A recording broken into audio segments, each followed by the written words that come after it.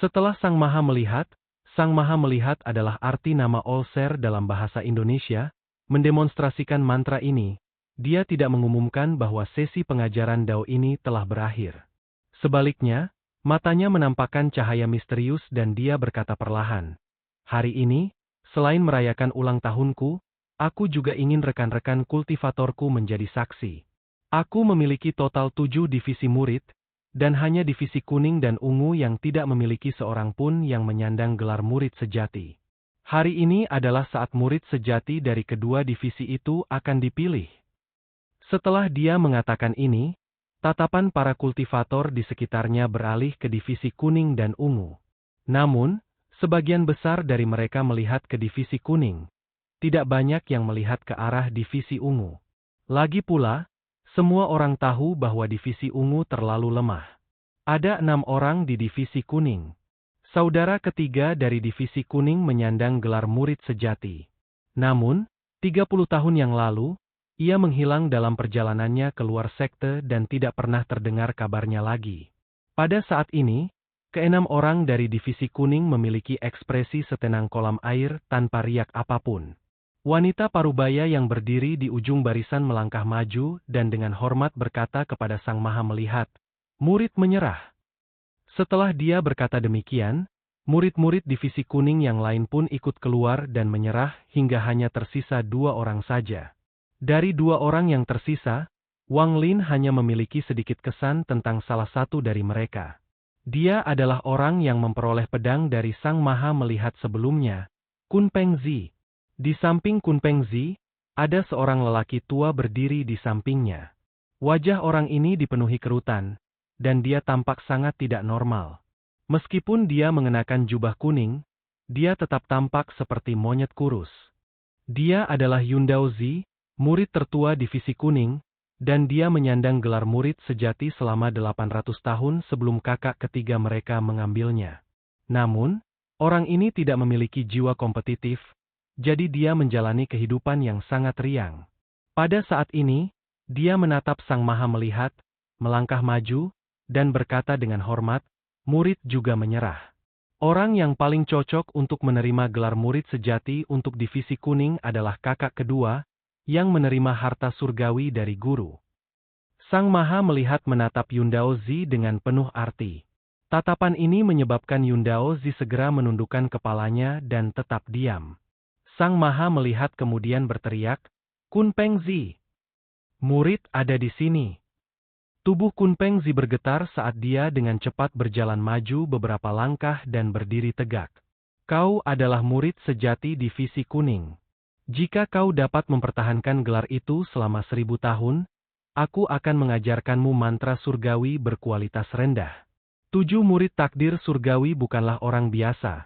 Mereka adalah simbol sekte takdir surgawiku dan merupakan murid sejati sekte itu. Bisakah kau mempertahankan gelar ini dengan baik? Suara Sang Maha Melihat dipenuhi dengan keagungan. Para kultivator di sekitarnya tidak banyak bereaksi, tetapi mulut pedang suci Ling Tianho bergerak. Dia memperlihatkan ekspresi jijik seolah-olah dia berkata, 7 murid takdir surgawi, HMPH. Kun Pengzi berlutut di udara dan bersujud kepada Sang Maha Melihat. Murid akan mengingat kata-kata guru. Sang Maha Melihat mengangguk, lalu menunjuk ke titik di antara kedua alisnya. Cahaya kuning muncul, menyebabkan mata Sang Maha Melihat menjadi sangat terang. Tak lama kemudian, kristal kuning muncul di tangannya. Saya yakin Anda tidak asing dengan benda ini. Itu adalah simbol 7 murid takdir surgawi. Pergilah ke kultivasi tertutup selama beberapa tahun untuk mempelajarinya. Saat Anda keluar, saya akan memberi Anda harta penyelamat hidup lainnya. Kun Pengzi menarik napas dalam-dalam dan berusaha keras untuk menekan kegembiraan di hatinya. Meskipun dia tahu untuk sementara bahwa dia akan mendapatkan gelar tersebut, dia masih merasa seperti sedang bermimpi. Sebenarnya, dia mengerti dalam hatinya bahwa murid-murid divisi kuning lainnya tidaklah lemah, dan masing-masing dari mereka pandai menyembunyikan kultivasi mereka. Kecuali mereka bertarung secara nyata, mustahil untuk mengetahui kultivasi masing-masing. Jika mereka bertarung, dia tidak yakin akan menang, Dan yang terpenting, Divisi Kuning memiliki saudara magang senior Yun Dao Zi. Kunpeng Zi telah mengikuti guru selama lebih dari 2000 tahun. Tetapi ketika dia bergabung, saudara magang senior sudah ada di sana. Dia tidak tahu persis berapa lama saudara magang senior telah mengikuti guru. Akan tetapi, meskipun saudara magang senior ini agak sombong dan tidak berbicara kepada siapapun, dia juga tidak berminat dengan kedudukan sebagai murid sejati. Dia bahkan tidak mencoba untuk memperebutkannya. Wang Lin diam-diam memperhatikan ini dari samping. Pandangannya lebih tertuju pada Yun Dao Zi daripada yang lain. Namun, yang paling aneh bagi Wang Lin adalah setelah Sang Maha melihat mengeluarkan kristal kuning itu, mata Yun Dao Zi menyusut hampir tak terlihat. Ketenangan di matanya tiba-tiba runtuh dan digantikan oleh rasa takut. Namun, rasa takut itu segera digantikan oleh ketenangan. Seolah-olah apa yang terjadi sebelumnya tidak terjadi. Jika bukan karena Wang Lin yang memperhatikan selama ini, dia tidak akan menyadari detail kecil ini. Setelah lama mencari, Yun Dao Zi menoleh ke arahnya dan memperlihatkan senyum tipis. Senyum tipis ini agak aneh, seolah-olah dia telah melihat semuanya. Selanjutnya adalah gelar murid sejati untuk divisi ungu. Wang Lin, Zhao Xinmeng, Bai Wei, apakah kalian bertiga sudah siap? Sang Maha melihat memandang Wang Lin dan mengangguk sambil tersenyum. Bai Wei mengangguk dan berkata dengan hormat, murid menyerah. Kakak keempat, Zhao Xinmeng, menatap Wang Lin dengan ekspresi serius dan berkata dengan lembut, kakak ketujuh, jika aku juga menyerah, akan terlalu mudah bagimu untuk mendapatkan gelar itu. Pertarungan antara kita berdua akan terjadi hari ini. Bayangan mata Yun Dao Zi yang ketakutan muncul dalam pikiran Wang Lin, dan ia menampakkan ekspresi ragu-ragu. Murid menyerahlah. Wang Lin menarik napas dalam-dalam dan menatap ke arah Sang Maha melihat. Sang Maha melihat terkejut. Ini adalah pertama kalinya Wang Lin melihat ekspresi seperti itu di wajahnya. Sang Maha melihat mengerutkan kening saat dia melihat Wang Lin dan bertanya, dengan nada serius, mengapa kamu menyerah? Ekspresi tenang di wajah Zhao Xinmeng juga menghilang dan digantikan dengan ekspresi aneh. Dia menatap Wang Lin dan merenung dalam diam. Ekspresi ketakutan di wajah Yun Dao Zi masih belum hilang dari pikiran Wang Lin. Setelah mendengar kata-kata Sang Maha melihat, dia merenung sejenak sebelum menjawab, tingkat kultivasi murid tidak cukup tinggi untuk bersaing dengan kakak keempat. Wang Lin. Sang Maha melihat memotong perkataan Wang Lin, lalu menatapnya penuh arti dan berkata dengan nada serius. Guru ingin kau mencoba memperjuangkannya sekali saja. Murid-muridku tidak boleh menjadi pengecut. Selain itu, kau tidak boleh tersihir oleh orang lain dan mengisi hatimu dengan hal-hal yang tidak perlu. Kau hanya perlu ingat bahwa kau harus mengikuti keinginanmu dalam segala hal. Aku akan memberimu setengah batang dupa waktu untuk memikirkannya dengan saksama. Jika kau masih memutuskan untuk menyerah, maka aku tidak akan menghentikanmu. Sang Maha melihat mengerutkan kening.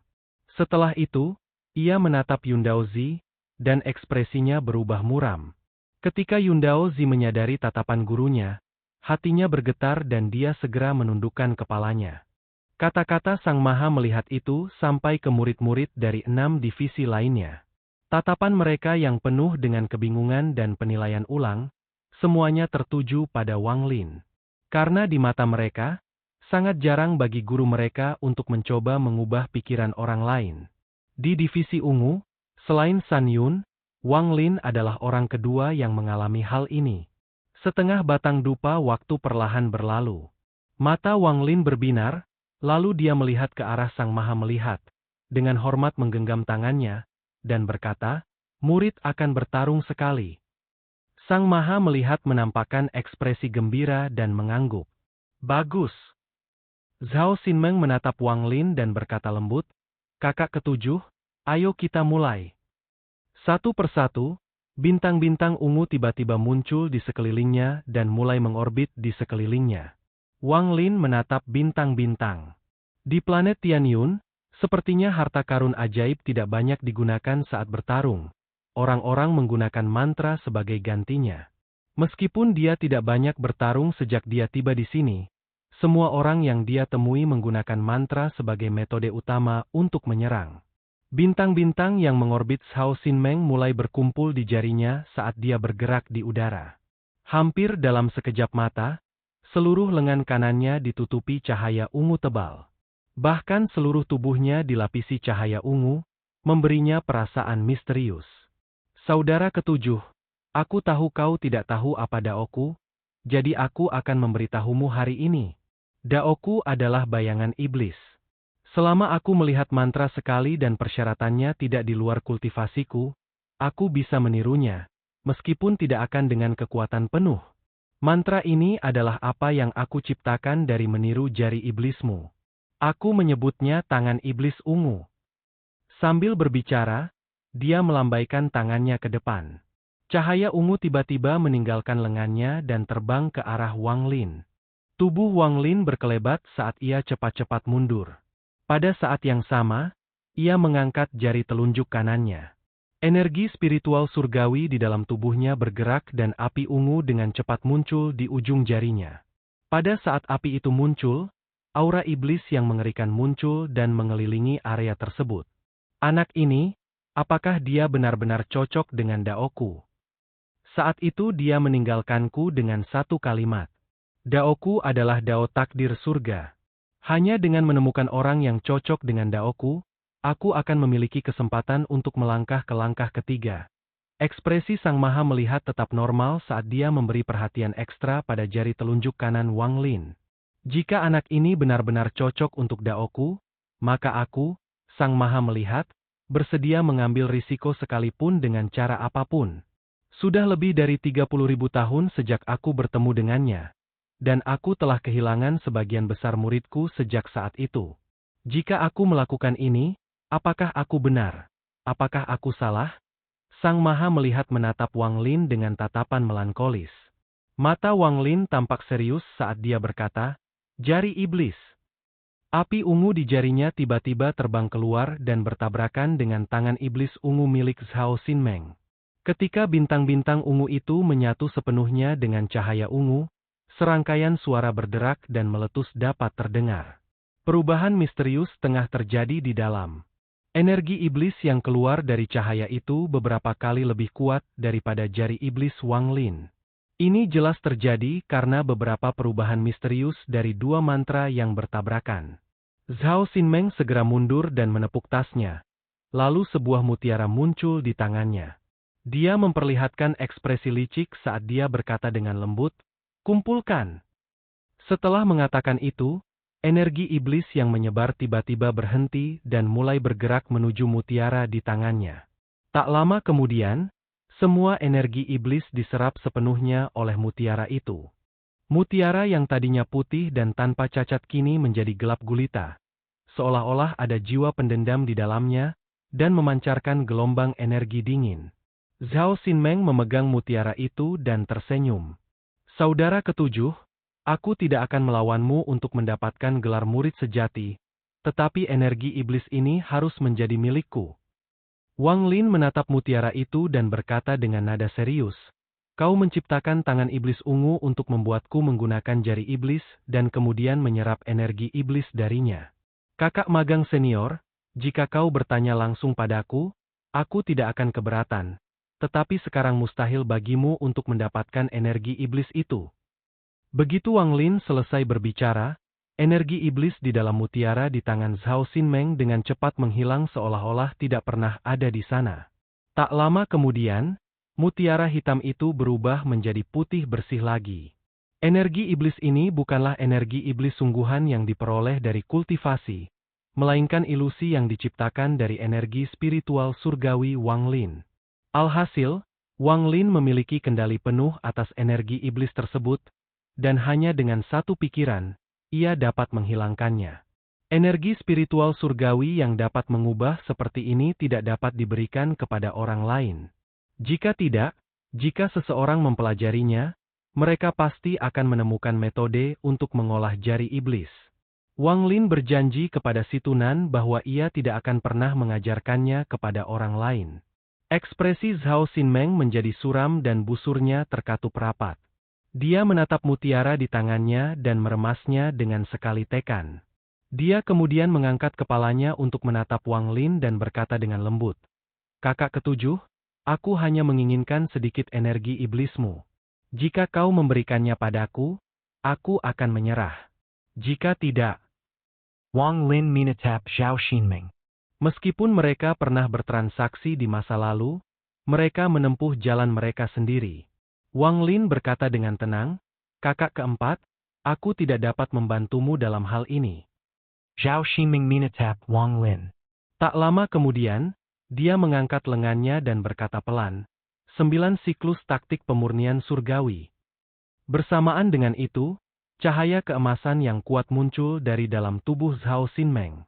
Pada saat yang sama, wajahnya ditutupi oleh cahaya keemasan, memancarkan perasaan misterius. Tangan kanannya seperti pilar emas yang memancarkan gelombang cahaya keemasan. Energi spiritual surgawi logam mulai perlahan muncul di sekitar lengan kanannya, membentuk pusaran emas yang perlahan berputar di dalam lengannya. 1 siklus, 2 siklus, 3 siklus, 4 siklus, 5 siklus. Energi itu berputar sebanyak 5 kali sebelum pusaran emas itu berhenti dan mulai berputar terbalik. Mata Wang Lin berbinar dan dia mengangkat tangan kirinya. Energi spiritual surgawi logam 3 siklus yang telah dibatasi di sana tiba-tiba dilepaskan dan dikumpulkan di telapak tangannya. Pusaran berukuran serupa muncul di tangan kiri Wang Lin dan mulai berputar perlahan. 1 siklus, 2 siklus, 3 siklus. Ekspresi terkejut muncul di mata Zhao Xinmeng. Dia baru saja memberikan taktik pemurnian surgawi 9 siklus kepada Wang Lin beberapa hari yang lalu. Tetapi dia mampu mencapai 3 siklus dalam waktu yang singkat. Ini di luar dugaannya. Zhao Xinmeng menyembunyikan keterkejutan di matanya dan berkata dengan tenang, "Kakak ketujuh, 3 siklus tidak ada gunanya melawanku." Ekspresi Wang Lin tetap sama saat energi spiritual surgawi di tubuhnya bergerak. Seutas energi spiritual surgawi bergerak dari tubuhnya ke energi spiritual surgawi logam 3 siklus. Energi spiritual surgawi logam bergetar hebat dan berputar lagi. Sekarang sudah 4 siklus. Bersamaan dengan itu, untaian energi spiritual surgawi lainnya bergerak melalui tubuh Wang Lin dan menuju lengan kirinya. 4 siklus energi spiritual surgawi logam berputar lagi. Sekarang sudah 5 siklus. Meskipun ekspresi Wang Lin tenang, ia merasakan sakit yang luar biasa di dalam tubuhnya. Energi spiritual surgawi logam di lengan kirinya mulai tak terkendali. Tetapi kekuatan mental Wang Lin bukanlah sesuatu yang dapat dibayangkan Zhao Xinmeng. Bagaimanapun, semua yang ia alami di planet Suzaku adalah hal-hal yang tidak akan pernah dialami Zhao Xinmeng, seorang murid sekte besar dan terkenal. Pada saat ini, di mata Zhao Xinmeng, ekspresi Wang Lin tenang dan sikapnya normal, tidak menunjukkan sedikitpun tanda-tanda sesuatu yang salah. Wang Lin tersenyum tipis sambil menatap Zhao Xinmeng dan berkata, "Mungkinkah kau ingin melihat energi spiritual surgawi logam 6 siklusku?" Ekspresi Zhao Xinmeng menjadi suram. Dia menatap Wang Lin dan berkata perlahan, "Bahkan jika kamu memiliki kekuatan 6 siklus, kamu masih belum sebanding denganku." Wang Lin tertawa, lalu dia menepuk tas penyimpanannya dan kapak milik klan iblis raksasa terbang dalam seberkas cahaya hitam dan melayang di udara. Pada saat yang sama, perangkap binatang dari pergelangan tangan Wang Lin terbang keluar dan berubah menjadi kereta perang. Apakah saya cocok jika saya menambahkan keduanya? Zhao Xinming menatap Wang Lin. Setelah merenung sejenak, dia tiba-tiba tersenyum dan berkata dengan lembut, "Aku meremehkanmu. Kakak ketujuh. Aku menyerah." Setelah itu, dia kembali ke tempat para murid divisi ungu berada. Namun, tepat pada saat itu, seberkas cahaya ungu tiba-tiba menyambar dari cakrawala. Para murid dari 6 divisi lainnya menatap ke kejauhan pada sinar cahaya ungu.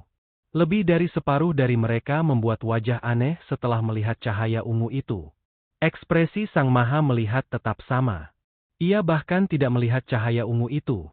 Ia meletakkan kedua tangannya di belakang punggungnya dan wajahnya tenang. Cahaya ungu itu melesat dan berhenti 1000 kaki jauhnya, memperlihatkan seorang pria parubaya di dalamnya. Pipi orang ini pucat dan sangat kurus. Dia tampak seperti pedang panjang tajam yang memancarkan aura dingin. Aura ini sangat mirip dengan aura murid-murid pedang suci Ling Tianho. Dia mengenakan jubah ungu. Pakaiannya hampir sama persis dengan milik Wang Lin dan Bai Wei. Dia berdiri di sana sambil menggenggam tangannya di hadapan Sang Maha Melihat dan berkata, Murid Chun Tao memberi salam kepada guru. Itu dia. Tatapan mata Bai Wei menjadi serius. Ekspresi rumit terpancar di matanya saat kakak keempat Zhao Xinmeng juga menatap orang ini. Saudara keenam divisi ungu. Pemegang gelar murid sejati sebelum San Yun.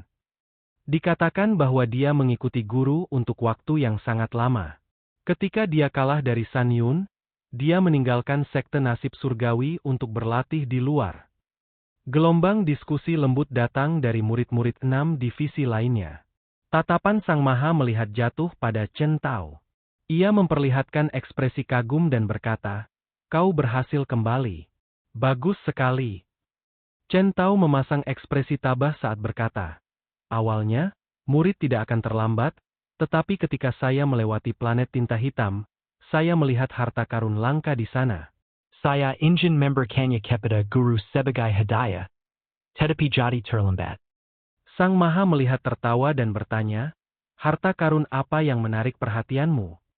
Ekspresi Chen Tao tenang saat dia menepuk tas penyimpanannya dan sebuah benda muncul di tangannya. Benda ini adalah bunga dengan 6 warna. Bunga itu sendiri berwarna putih. Tetapi kinam daunnya berwarna merah, jingga, kuning, hijau, biru muda, dan kuning. 6 warna yang berbeda tidak membuat bunga putih itu tampak aneh. Sebaliknya, mereka memberikan kesan yang luar biasa. Chen Tao mengirim bunga itu ke depan dan dengan hormat berkata, "Itu karena bunga misterius ini." Pengetahuan murid tidak cukup, jadi saya tidak dapat mengenali bunga apa ini. Namun di planet tinta hitam, ada 3 binatang buas berkualitas tinggi yang memperebutkannya. Murid itu penasaran, jadi saya mengambilnya. Bunga itu perlahan terbang ke arah Sang Maha melihat dan berhenti di hadapannya. Sang Maha melihat memandangi bunga itu, merenung sejenak, dan berkata, "Bunga ini disebut dengan glasir 7 warna. Bunga ini membutuhkan waktu 10 tahun untuk berakar, 100 tahun untuk menumbuhkan daun, 1000 tahun untuk bertunas, dan 10.000 tahun untuk mekar. Setiap kali mekar, bunga ini akan mengeluarkan satu warna hingga mekar 6 kali. Pada mekar ketujuh, bunga ini akan mengeluarkan cahaya 7 warna." Binatang buas menyukai bunga ini, dan jika seekor binatang buas melahapnya saat melepaskan cahaya 7 warna, bunga ini akan sangat bermanfaat. Bunga ini dianggap sebagai harta surgawi. Saya yakin bunga ini berada di peringkat ke-93 oleh aliansi kultivasi. Tetua-san, apakah saya benar? Saat Sang Maha melihat berbicara, dia melihat ke arah Tetua San. Tetua San tersenyum tipis dan mengangguk. "Benar. Itu adalah Seven Colored Glaze, tetapi belum lengkap dan belum membentuk daun terakhir. Namun, dengan mantra All Seer, tidak akan butuh waktu lama untuk membentuk daun ketujuhnya juga." Sang Maha melihat mengangkat tangan kanannya dan menangkap bunga itu, lalu tersenyum dan berkata, "Baiklah, aku terima ini." Mata Chen Tao berbinar. Ia kemudian menatap ketiga murid divisi ungu dan berkata dengan tenang, "Sepertinya divisi unguku semakin mengecil. Bai Wei, Zhao Xinmeng, apa kabar kalian?" Ekspresi Bai Wei agak tidak wajar. Dia tidak mengatakan apa-apa. Adapun Zhao Xinmeng, dia menunjukkan ekspresi yang rumit. Dia menghela nafas dan berkata, "Aku hanya tahu bahwa kamu pasti akan kembali untuk merayakan ulang tahun guru." Chen Tao menatap Zhao Xinmeng sebelum melirik Wang Lin dan kemudian tidak lagi memperhatikan Wang Lin.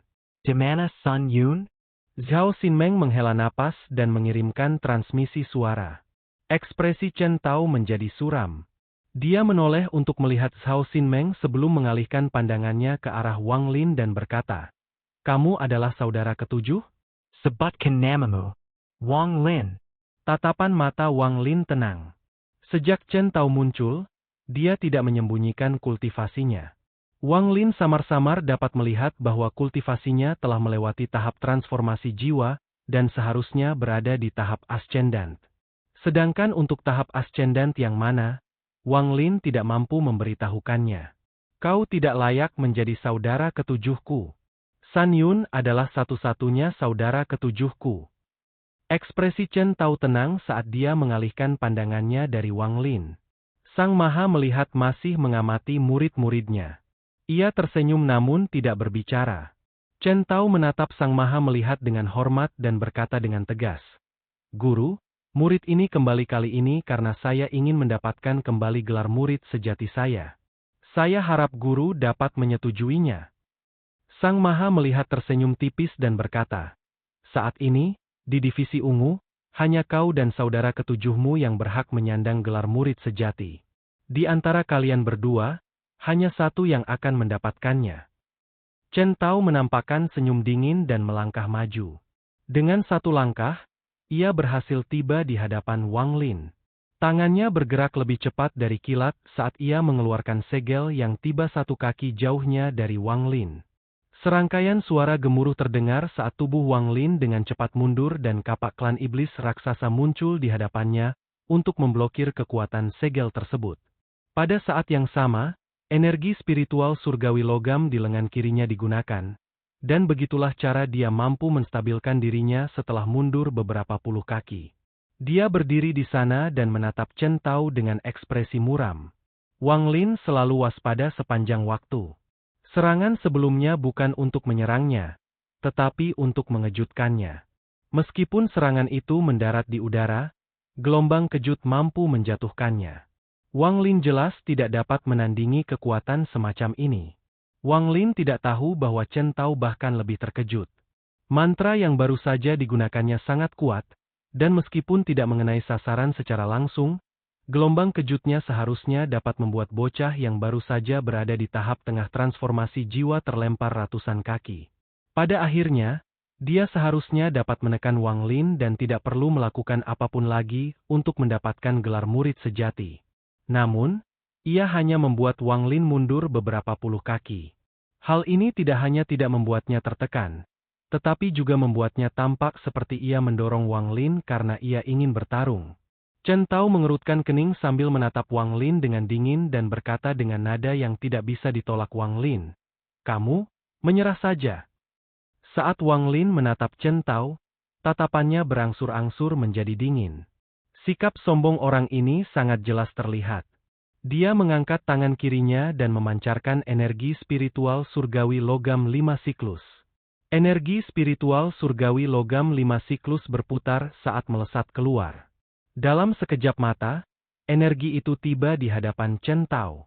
Chen Tao melihatnya dan berkata dengan lembut, bukan seperti ini cara menggunakan mantra ini.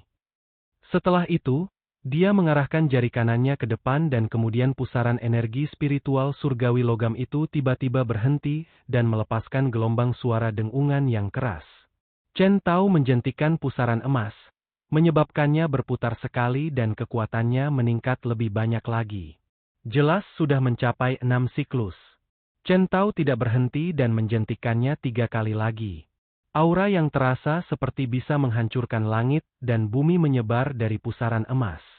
Pada saat ini, pusaran mencapai batasnya yaitu 9 siklus.